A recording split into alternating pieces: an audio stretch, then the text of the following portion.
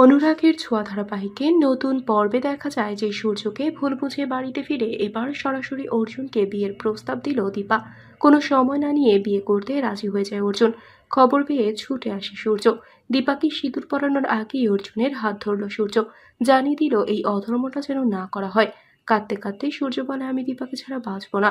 সূর্যের এমন আচরণ দেখে রেগে যায় দীপা, বলে, এসব কি নাটক হচ্ছে? পুরোহিত মশাই, আপনি আপনার কাজ চালিয়ে যান। কোনো প্রতারকের কথায় আপনি আজ বিয়ে বন্ধ করবেন না। তবে সূর্যের কাকুতি মিনতি দেখে মনটা খারাপ হয়ে যায় অর্জুনের। বলে, পুরোহিত মশাই, আমাকে একটু সময় দিন, বিষয়টি আগে মীমাংসা হোক, তারপর বিয়ে। তবে বিয়েটা হবে, দীপার বিয়ে হবে, সেটা হয় আমার সাথে, না হয় ডাক্তার সূর্যের সাথে। দীপা বলে, আমি কাকে বিয়ে করব সেটা আমি সিদ্ধান্ত নেব। পুরোহিত বলে, কিন্তু মা, তুমি যাকে বিয়ে করতে চাও তারও তো সম্মতি থাকতে হবে। দীপা বলে, যদি অর্জুনকে বিয়ে করতে আপত্তি করতো তাহলে কি আজকের এই আয়োজনটা হতো? এখন তিনি যদি কারোর মিথ্যে নাটক দেখে সিদ্ধান্ত পরিবর্তন করে তাতে আমার কি? আমি তো সারা জীবন কাউকে বিয়ে না করলেও ডাক্তার সূর্য সেনগুপ্তকে বিয়ে করব না। দীপার কথা শেষ হতে না হতেই আলোচনা শেষ করে সেখানে চলে এসেছে সূর্য অর্জুন। তাহলে কি সিদ্ধান্ত নিয়েছে দুজন মিলে? সেই সিদ্ধান্ত কি মানবে দীপা? বন্ধুরা, তোমাদের কি মনে হয়? এক্ষুনি একটি লাইক দিয়ে এবং কমেন্ট করে জানিয়ে দাও তোমাদের মতামত। ইচ্ছে পুতুল ধারাবাহিকের নতুন পর্বে দেখা যায় যে সমস্ত বিষয়গুলো মেঘের বিরুদ্ধে চলে যাচ্ছে। আজ বাবাও বলছে যদি মেঘ নিজেকে নির্দোষ প্রমাণ না করতে পারে তাহলে সেদিনই হবে বাবার জীবনের শেষ দিন। মেঘ বলে, বাপি আমি কিছু করিনি। ঠিক সেই সময় দেব চলে এসেছে চারটা ভাউচার নিয়ে। সেগুলো সব দামি মদের ভাউচার, যেগুলোতে মেঘের সাইন করা হয়েছে। মেঘ তো জানিয়ে দিল সে এসব অর্ডারও করেনি, কিন্তু ময়ূরী সেগুলো মেঘকে দেখিয়ে বলে, এগুলো তো তোর সাইন করে মেঘ। এদিকে বাড়িতে ফিরে নীল কিন্তু আর দরজা খুলছে না। গিনি এসে নীলকে শান্ত হতে বলে। নীল সবকিছু বলতে চাইলে গিনি ভিডিওগুলো দেখিয়ে বলে, তুই যা বলবি সেটা এখন ভাইরাল, কিন্তু আমি এগুলো বিশ্বাস করি না দা ভাই। নীল বলে, আমার সব শেষ, কাল থেকে ক্লাস নিব কি করে? কেউ তো আমার কথা শুনবে না। একটু পরে নীলের মা মীনাক্ষী এসেও একই কথা বলে। তিনি বলেন, গিনি আমাকে আগেই এই ভিডিওগুলো দেখিয়েছে। আমি বলছি সবকিছু একটা কারসাজি।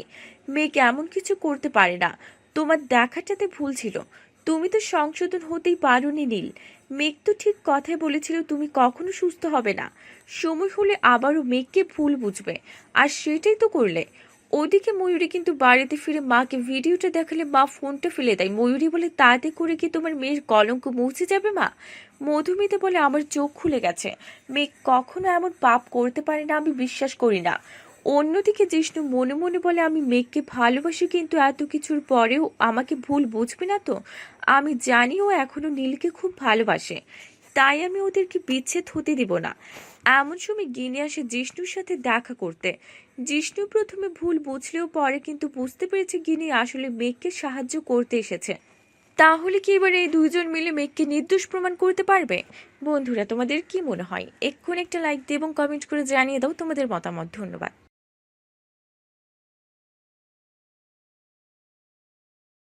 তোমাদের রানী ধারাবাহিকের নতুন পর্বে দেখা যায় যে রানীর ব্লাড টেস্ট এবং জলের গ্লাসটা টেস্টের জন্য ল্যাবে পাঠানো হচ্ছে বলে এবার দারুণ ভয় পেয়েছে পিঙ্কি বৌদি।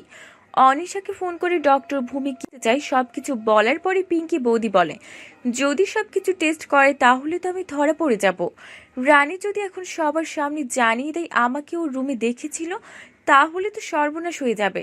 রানী নিজেও কম কিসের, ও যে মেয়ে, তাতে করে সবকিছু জেনেই ছাড়বে অনিশা।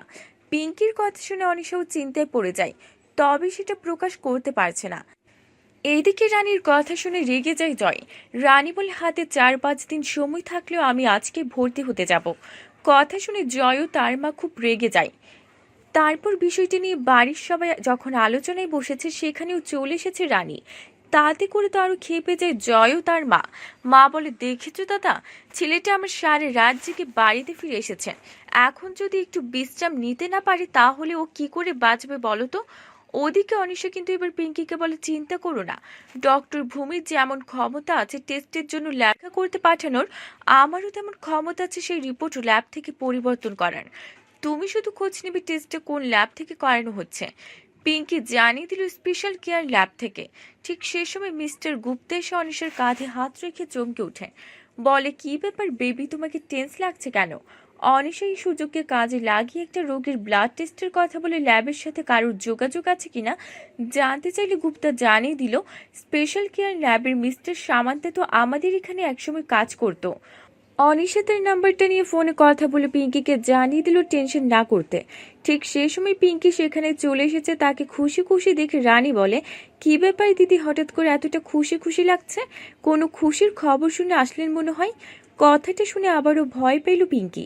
তাহলে কি রানী তাদের ফোন আলাপ শুনে ফেলেছে? বৌদির কি মনে হয়? এক্ষুনি একটা লাইক দিয়ে এবং কমেন্ট করে জানিয়ে দাও তোমাদের মতামত। ধন্যবাদ। অনুরাগের ছোঁয়া ধারাবাহিকের নতুন পর্বে দেখা যায় যে দীপের কাছে জানতে চায় তার মায়ের কোনো ছবি তার কাছে আছে কিনা। অর্জুন বলে মায়ের ছবি নেই, আর মা যখন চলে যায় তখন তো খুব ছোট ছিলাম, তাই মায়ের স্মৃতি আমার মনে নেই। এমন সময় বাবলি সেখানে চলে আসলে তাকে শান্ত করার জন্য দীপা কাঁধে হাত রাখলে রেগে গিয়ে বাবলি বলে, আমার গায়ে হাত দেওয়ার আপনি কে? আর বউ পালিয়ে যাওয়া তো এদের পরিবারের ট্রেডিশনাল একটা ব্যাপার। এভাবেই বাবলি অশান্ত হয়ে উঠছে দিনে দিনে। বাবলিকে কিন্তু কেউ কিছুতে শান্ত করতে পারছে না। ওদিকে সূর্য ও তার মা কিন্তু আদালতে যাওয়ার জন্য প্রস্তুত। সূর্যের বাবা বলে, জানো লাবণ্য, সূর্য আর বৌমার সম্পর্ক যতটা দূরের মনে হচ্ছে তেমনি মনে হচ্ছে তোমার আর আমার সম্পর্কটাও শেষ হতে চলেছে। তারপরও লাবণ্য সেনগুপ্ত বলে, আমি যা করছি তা সবার ভালোর জন্যই করছি। এদিকে দীপার বাবা মা জয় উর্মি সবাই রেডি। দীপা বের হওয়ার আগে সোনা ও রূপার কাছে জানতে চাই তারা কি করবে। সোনা ও রূপা বলে তারা দুজনকেই চাই, যদি সেটা না হয় তাহলে মায়ের কাছেই থাকবে। এক পর্যায়ে সবাই চলে এসেছে আদালতে। সেখানে আসার পরেও কিন্তু সূর্য ও দীপার মধ্যে বাকযুদ্ধ চলে। সূর্য বলে, তোমার কাছে যদি আমার মেয়েরা থাকে তাহলে ওরাও তোমার মতো নাটক করা শিখবে। বিতর্ক থামিয়ে দিল সূর্যের বাবা। দুই পক্ষের উকিল কিন্তু এবার বলে, আমরা এগিয়ে যাই। সবাই এগিয়ে গেলেও সূর্যের উকিল কিন্তু না গিয়ে মিশকার মামার সাথে দেখা করতে এসেছে। গাড়ি থেকে নেমে মামা কিন্তু উকিলের সাথে খুশি মনে হাঁটে। মিশকা গাড়িতে বসে সবকিছু দেখে খুব খুশি। তাহলে কি আজ সবকিছু শেষ হয়ে যাবে? মানে দীপা ও সূর্যের ডিভোর্সটা হয়ে যাবে, নাকি দীপা ও তার দুই মেয়েকে আদালত সেনগুপ্ত বাড়িতে যাওয়ার নির্দেশ দিবে? বন্ধুরা, তোমাদের কি মনে হয়? এক্ষুনি একটা লাইক দিয়ে এবং কমেন্ট করে জানিয়ে দাও তোমাদের মতামত। ধন্যবাদ। গীতা এলএলবি ধারাবাহিকের নতুন পর্বে দেখা যায় যে গীতা কিন্তু জেনে গেছে অগ্নিজিৎ মুখার্জি ও কিরণ কান্তি কি করতে চায়। আর তাই তো পদ্মকে বলে, তুমি বিয়েতে রাজি হয়ে যাও, বাকি হিসেবটা আপো। তবে তুমি বিয়েটা করবে মন্দিরে, তেমন কেউ থাকবে না। পদ্ম ভয় পেয়ে যায়। ওদিকে খোশ মেজাজে আছে অগ্নিজিৎ মুখার্জি ও কিরণ কান্তি। বাড়িতে সবাই যখন বিষয়টি জানতে পারে তখন সৌপ্তিক বলে, প্ল্যানটা কার? মা বলে, গিনির। গিনি তখন গীতার সাথে ফোনে কথা বলছে। গীতার সাথে বিতর্ক চলছে। গীতাও চ্যালেঞ্জ করে গিনিকে। গিনির কাছ থেকে ফোনটা নিয়ে গীতাকে আই লাভ ইউ বলায় খেপে গিয়ে সৌপ্তিককে থাপ্পড় মারল গিনি। তারপর দেখা যায় গিনি ও সৌপ্তিকের বিয়েটা কিভাবে হয়েছিল এবং সেই বিয়েটা মেনে নিতে পারেনি সৌপ্তিক, সেটাই জানিয়ে দিল। এইদিকে ভোজন কিন্তু থানায় এসে বড় বাবুকে জানিয়ে দিল কৃপানকে কিছুই করতে পারবে না ওই গীতা। কারণটাও জানিয়ে দিল ভোজন। ঠিক সেই সময় গীতা এসে বলে, তুমি তো নিজেই জানো না, তুমি এলিনাকে বিয়ে করে তো থাকবে ঘর জামাই। নিয়ে আসা হয় গীতাকে গুলি করেছিল যে গুন্ডা তাকে। গীতার অভিযোগ হলো কৃপানের নির্দেশে তাকে গুলি করা হয়। তাহলে কি গীতাকে হত্যার চেষ্টা করার দায়ে কৃপানকে জেলে পাঠানোর ব্যবস্থা করবে গীতা, নাকি পদ্মকে শ্লীলতাহানির মামলায়? বন্ধুরা, তোমাদের কি মনে হয়? এক্ষুনি একটা লাইক দিয়ে এবং কমেন্ট করে জানিয়ে দাও তোমাদের মতামত। ধন্যবাদ। অনুরাগের ছোঁয়া ধারাবাহিকের নতুন পর্বে দেখা যায় যে সফল হলো মিশকার মা উকিলের মিশন। মিশকার মামার সাথে হাত মিলিয়ে সন্তান ফিরিয়ে দেওয়ার নাম করে সেনগুপ্ত পরিবারের সব সম্পত্তি লিখে নিল উকিল বাবু। সব হারিয়ে পথে বসল লাবণ্য সেনগুপ্ত ও তার পরিবার। আগে কিন্তু সূর্যকে সাবধান করে দিয়েছিল সূর্যের বাবা। শুধু বাবা একা নয়, দীপাও কিন্তু বারবার বলেছিল মেয়েদের ক্ষতি হয় এমন কিছু করবে না সে। আর সেজন্য মেয়েদেরকে নিজের কাছে রেখে দেওয়ার সিদ্ধান্তে অনড় দীপা। যদিও দীপা কিন্তু প্রথম দিকে মেয়েদের নিয়ে বাড়িতে ফিরে আসতে চেয়েছিল, কিন্তু সূর্য ও লাবণ্য সেনগুপ্ত একবারের জন্য দীপাকে বাড়িতে ফিরিয়ে আনার কথা বলেনি। সূর্য তো একটা কথাই বলে যাচ্ছে তার মেয়েদেরকে সে ফিরে পেতে চায়, আর দীপাকে তো এখন প্রতারক বা নাট্যভিনেতা মনে করে। এবার কিন্তু সেই সুযোগ নিল মিশকার মামা ও সূর্যের উকিল। সূর্য যখন মরিয়া মেয়েদের ফিরিয়ে নিতে সেই সুযোগ কাজে লাগিয়ে বিভিন্ন সময় বিভিন্ন পেপারে সাইন করে নিয়েছে সূর্য ও লাবণ্য সেনগুপ্তর কাছ থেকে। সোনা রূপাকে পেয়ে ক্ষতিও দেখেনি কি পেপারে সাইন করছে তারা। আজ যখন সর্বশেষ আদালত রায় দিল সোনা রূপা আপাতত তাদের মায়ের কাছে থাকবে, আর বাবা চাইলে মাঝে মধ্যে দেখা করতে পারবে, এই রায় শুনে হতাশ সূর্য। 3 দিন পরে সব কাগজপত্র ঠিক করে সেনগুপ্ত বাড়িতে হাজির উকিল বাবু। তাহলে কি এবার সবাইকে জানিয়ে দিই সেনগুপ্তদের সব সম্পদের মালিক এখন অন্য কেউ? আর সবটা শুনে কি করবে এবার সূর্য ও লাবণ্য সেনগুপ্ত? দীপা কি এই বিপদের সময় সেনগুপ্ত পরিবারের পাশে দাঁড়াবে? বন্ধুরা, তোমাদের কি মনে হয়? এক্ষুনি একটা লাইক দিয়ে এবং কমেন্ট করে জানিয়ে দাও তোমাদের মতামত। ধন্যবাদ। ইচ্ছে পুতুল ধারাবাহিকের নতুন পর্বে দেখা যায় যে আসল রহস্য উদ্ঘাটন করতে এবার দারুণ একটা পরিকল্পনা করেছে গিনি। জিষ্ণুর সাথে দেখা করার পরে সবকিছু শুনে গিনি সিদ্ধান্ত নিয়েছে যে এবার আসল রহস্য উদ্ঘাটন করতে হলে রূপকে বশ করতে হবে। আর তাই তো এবার আসল রহস্য উদ্ঘাটন করে রূপকে পুলিশের হাতে তুলে দিয়ে মেঘ ও জিষ্ণুকে নির্দোষ প্রমাণ করতে রূপের সাথে ভালোবাসার নাটক করলো গিনি। তবে সেটাও কিন্তু হুট করে নয়, জানিয়ে দিল জিষ্ণু। কেননা রূপ আর ময়ূরী কিন্তু খুব শেয়ানা, তাই রূপের আগ্রহ দেখে পথ এগিয়ে যাবে গিনি।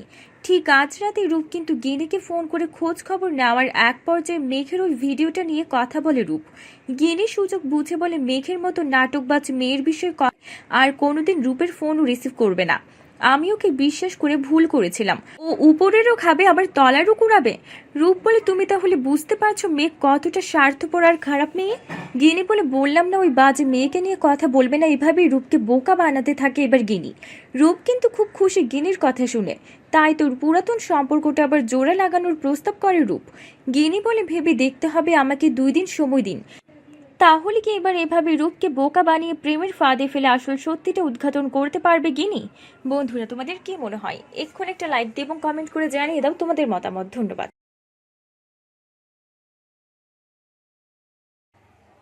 তুতে ধারাবাহিকের নতুন পর্বে দেখা যায় যে প্রিয়াঙ্কা অভিষেকের বিয়ে অনুষ্ঠানে সৌমিলিকে নিয়ে হাজির হলো তুতে। সিঁদুর পরানোর আগে সৌমিলিকে দেখে চমকে উঠে অভিষেক ও মন্দিরা। অভিষেক বিষয়টা তো মানতেই পারছে না। মন্দিরা অভিষেকের দিকে চেয়ে কিসের একটা ইঙ্গিত দিতেই উঠে দাঁড়িয়ে পড়ে অভিষেক। সৌমিলি, তুমি বেঁচে আছো? সৌমিলি কিছু বলার আগে তুতে বলে, কেন দাদা দিদির কি মরার কথা ছিল? মন্দিরে বলে, সেটা অভিষেক কি করে বলবে তুতে? তুমি যে তলে তলে এত বড় একটা গেম খেলছো সেটা তো আর এই বাড়িতে কেউ জানে না। এবার তোমার মুখোশ আমি খুলে দিব। আমি বুঝতে পারছি তুমি সবকিছু করেছো।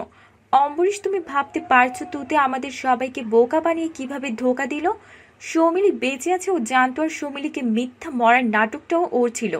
এবার আর চুপ থাকে না সৌমিলি, কিন্তু তাকে থামিয়ে দিয়ে তুতে বলে, আচ্ছা অভিষেক দা, তুমি কিছু বলবে না? তুমিও কি মন্দিরা আন্টির সাথে একমত, নাকি তোমার মনে অন্য কোনো প্ল্যান আছে? অভিষেক কিছু বলার আগে প্রিয়াঙ্কা বলে, ও কি বলবে আমি বুঝতে পারছি। তুমি কেন অভিষেক আর আমার বিয়েটা মানতে পারোনি? তার মানে মন্দির আন্টি যা বলছে সব সত্যি? সৌমিলি বলে, একটা কথা সত্যি, আর সেটা হলো আমি বেঁচে আছি, কিন্তু আমাকে নিশ্চিত মৃত্যুর হাত থেকে। কথা শেষ হতে না হতে রসান এসে সেদিনের সব ঘটনা বলার পরে অবাক হয়ে যায় সবাই। তাহলে কি এবার অম্বরীশ, লাহিড়ী ও তার পরিবার অভিষেক ও মন্দিরাকে পুলিশের হাতে তুলে দিবে? বন্ধুরা, তোমাদের কি মনে হয়? এক্ষুনি একটা লাইক দিয়ে এবং কমেন্ট করে জানিয়ে দাও তোমাদের মতামত। ধন্যবাদ। ইচ্ছে পুতুল ধারাবাহিকের নতুন পর্বে দেখা যায় যে গিনির কথা মতো এবার ময়ূরীর সাথে প্রেমের অভিনয় করে ময়ূরীর ফোন থেকে আসল রহস্য উদ্ঘাটন করলো নীল। জিষ্ণুর সাথে দেখা করে গিনি বুঝতে পেরেছে তাকে আর মেঘকে ফাঁসানো হয়েছে। বিশেষ করে মেঘকে ফাঁসানো হয়েছে, আর সেটা যদি হয় তাহলে তো সেটার সাথে অবশ্যই ময়ূরী জড়িত। আর ময়ূরীর কথাগুলি সন্দেহজনক ছিল। বাড়িতে ফিরে গিনি কিন্তু নীলকে বলে, দা ভাই, আমার যা বোঝার তা বোঝা হয়ে গেছে। এখন তোকে একটা কাজ করতে হবে। তার আগে একবারও কি ভেবে দেখেছিস সেদিন মেঘের হয়ে কেউ তোকে নীলখামে চিঠি পাঠিয়েছে? হাতের লেখাটা কিন্তু মেঘের নয়। আর এই বিষয়ে আমি সন্দেহ করছি ময়ূরীকে। আর সবটা বলার পরে গিনি কিন্তু নীলকে সবকিছু বুঝিয়ে দিলে রাজি হয়ে যায় নীল। আর প্ল্যান অনুযায়ী ময়ূরীর সাথে সাবধানের সহিত যোগাযোগ করে। বোকা ময়ূরী বুঝতে পারেনি নীল কি করতে চায়। নীলের কথায় বিশ্বাস করে নিজেকে এবার উজাড় করে দিতে প্রস্তুত। বাড়িতে তো মেঘকে জানিয়েও দিল নীল আবার মেঘকে ভুল বুঝেছে। শুধু তাই নয়, ময়ূরীকে নিয়ে ঘুরতে যাওয়ার প্ল্যান করেছে নীল, সেটাও জানিয়ে দিল ময়ূরী। মেঘ জানিয়ে দিল, তোর যা খুশি তুই তাই কর, আমাকে কেন বলছিস? ময়ূরী কিন্তু আর দেরি না করে বেরিয়ে পড়ে নীলের সাথে দেখা করতে। তাহলে কি নীল এবার পারবে ময়ূরীকে মিথ্যা প্রেমের ফাঁদে ফেলে তার মোবাইল থেকে সব তথ্য প্রমাণ বের করতে? বন্ধুরা, তোমাদের কি মনে হয়? এক্ষুনি একটা লাইক দিয়ে এবং কমেন্ট করে জানিয়ে দাও তোমাদের মতামত। ধন্যবাদ। তোমাদের রানী ধারাবাহিকের নতুন পর্বে দেখা যায় যে রানীর বাচ্চা নষ্ট করতে এবার রানীকে ল্যাং মেরে ফেলে দেওয়ার আগেই রানীকে ধরে ফেললো শুক্লা। কাকিমাকে দেখে ভয় পেয়ে যায় পিঙ্কি, কিন্তু ভয় পেলেও বেশ খুশি মনে মনে বলে তার সেফটির জন্য এ বাড়িতে আর কারোর দরকার হবে না। তবে তার ক্ষতি করার জন্য যে এই বাড়িতে কেউ আছে সেটাও জানা গেল। পিঙ্কি প্রতি তাকে হিংসে করে জানতো, কিন্তু তাই বলে বাচ্চাকে নষ্ট করতে আমাকে আঘাত করার মতো সিদ্ধান্ত নিতে পারে ভাবতেও পারছি না। এরই মধ্যে পিঙ্কি কিন্তু নিজেকে স্বাভাবিক করতে বলে, রানী একটু দেখে শুনে হাঁটবি না? আমার পায়ে খুব লেগেছে। আমি তো বুঝতে পারিনি তুমি এভাবে আমার পায়ের সাথে হোঁচট খাবে। শুক্লা বলে, অনেক হয়েছে, আর কথা না বাড়িয়ে যাও তোমার কাজে। তুমিও তো একটু দেখে শুনে চলবে।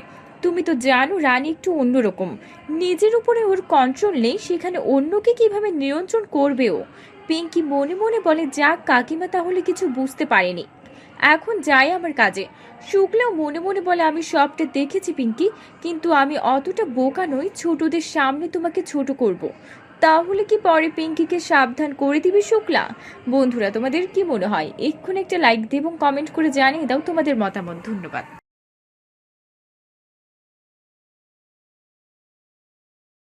তুতে ধারাবাহিকের নতুন পর্বে দেখা যায় যে নিজেকে দায়মুক্ত করতে দারুণ একটা খেলা খেললো মন্দিরা। জানিয়ে দিল, অম্বরীশকে নিয়ে তোমরা যখন সবাই ব্যস্ত, ঠিক সেই সময় আমি ওই রুমে গিয়ে দেখি সিন্ধুকের দরজা খোলা। বাড়িতে অনেক লোক, তাই চুরি হয়ে যেতে পারে এই ভয়ে গয়না এবং জিনিসপত্রগুলো আমার লাগেজে রেখেছিলাম, যাতে করে আমি সেগুলো রাগিনীর হাতে তুলে দিতে পারি।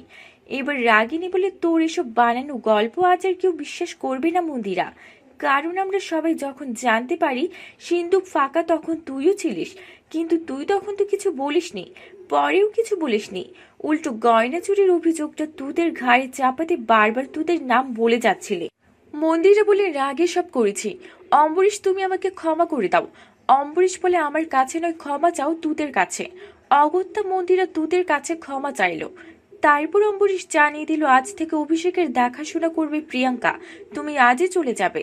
এরপর দেখা যায় তুতে কিন্তু রসানকে নিয়ে হাসপাতালে চলে এসেছে। অনেক চেষ্টার পরে সৌমিলি কথা বললে তুতে বলে, আগামী পরশুর মধ্যেই মন্দিরা অভিষেককে পুলিশের হাতে তুলে দিতেই হবে। এদিকে বাড়িতে কিন্তু বাদামির গায়ে সেটা দেখে প্রিয়াঙ্কা অভিষেককে কিছু না বলে বাদামিকে ধমক দিয়ে বলে, চলে যা।